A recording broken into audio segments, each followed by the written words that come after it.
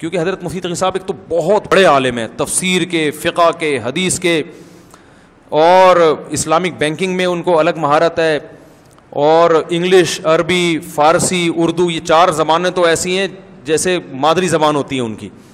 اور پھر آپ کو پتہ ہے کہ علمی لحاظ سے دنیا میں کے جو مذہبی لوگ ہیں ان میں سب سے پہلا نمبر آیا 500 لوگوں میں ان کا. تو اللہ نے بہت ان کو نوازا ہے، تو ان کے علوم سے فائدہ اٹھائیں. سیرت پہ ان کی بڑی گرفت ہے. پھر اسفار بہت کیے ہیں دنیا میں، جو سفر کرتا ہے اس کے تجربے بہت ہوتے ہیں، تو تجارب بہت ہوتے ہیں. تو یہ بڑی، اور پھر بڑے بڑے بزرگوں کی صحبت انہوں نے اٹھائی ہے، بڑے بڑے علماء کی صحبت بچپن سے اٹھائی ہے. ان کے والد خود مفتی اعظم پاکستان تھے، تو گھر بھی یہ علماء کا وہ ہے بھائی، اور بچپن سے علم میں اٹھنا بیٹھنا. پھر تصوف میں بھی بہت آگے ہیں وہ. حضرت ڈاکٹر عبدالحی صاحب رحمہ اللہ تعالیٰ بڑے بزرگ تھے، ان سے تربیت کروائی انہوں نے اپنی. میں مفتی تقی صاحب کا وہ پڑھ رہا تھا آسان ترجمہ، تو اس کے شروع میں لکھا کہ اس کا اکثر حصہ سفروں میں مکمل ہوا، چونکہ کمپیوٹر میں ساری چیزیں موجود تھیں. اور اس صورت کے آخر میں لکھتے بھی ہیں فلاں ایئرپورٹ پر یہ مکمل ہوئی، فلاں ایئرپورٹ پر یہ مکمل ہوئی. مفتی تقی صاحب جیسا ہمیں سرمایہ دیا، ہاتھی کے موت سے جب کوئی پوچھتے ہیں نا، چونکہ کچھ علماء اب بھی بات کرتے ہیں، تو میں کہتا ہوں یار ہاتھی کے پاؤں میں سب کا پاؤں. مفتی تقی صاحب نے جب کہہ دیا ہے تو بس پھر وللضالین آمین. اتنا بڑا آدمی میری نظر میں بر صغیر میں یعنی معاملات میں اتنی بڑی نظر رکھنے والا میری نظر میں اور کوئی آدمی نہیں.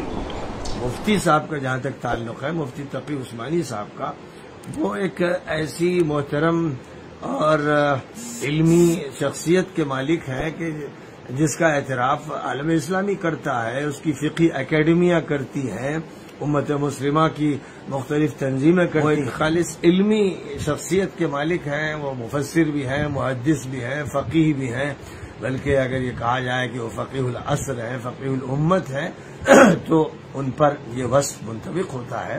اللہ تعالیٰ نے ان کو بڑی خصوصیات دی ہیں. وہ ادیب بھی ہیں، مورخ بھی ہیں، اور اس اعتبار سے میں کہتا ہوں کہ وہ ادیب الفقہاء بھی ہیں اور فقیہ الادباء بھی ہیں.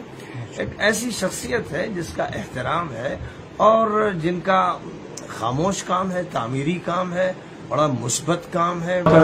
ایسے عالم جو ہے نا جی، یہ صرف پاکستان کے لیے نہیں، عالم اسلام کے لیے سرمایہ ہے.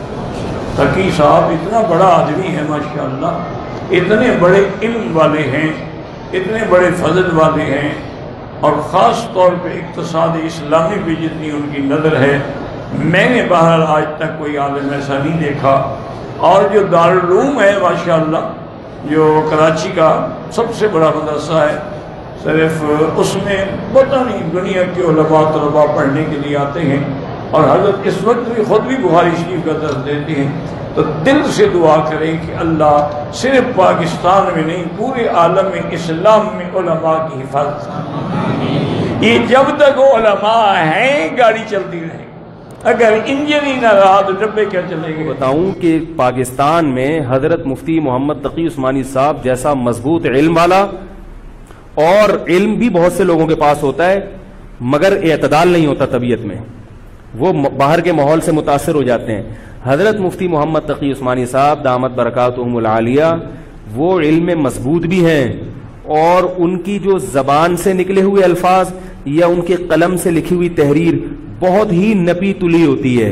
ایک حرف بھی اس میں غیر ضروری نہیں ہوتا، اور ایک حرف بھی ایسا نہیں ہوتا جو ضروری ہو اور نہ آیا ہو اس میں. بہت کسی فرقے کی مخالفت بھی کرتے ہیں، بڑی تمیز سے کرتے ہیں. وہ ہم لوگوں کی کیا عادت ہوتی ہے، جب کسی کے خلاف چلو تو کوشش کرو دائرہ اسلام سے کسی طرح باہر نکل جائے. کوشش یہی ہوتی ہے، وہ نکل نہیں رہا ہوتا تو مجبوراً پھر اس کو مسلمان ماننا پڑتا ہے. کیا خیال ہے؟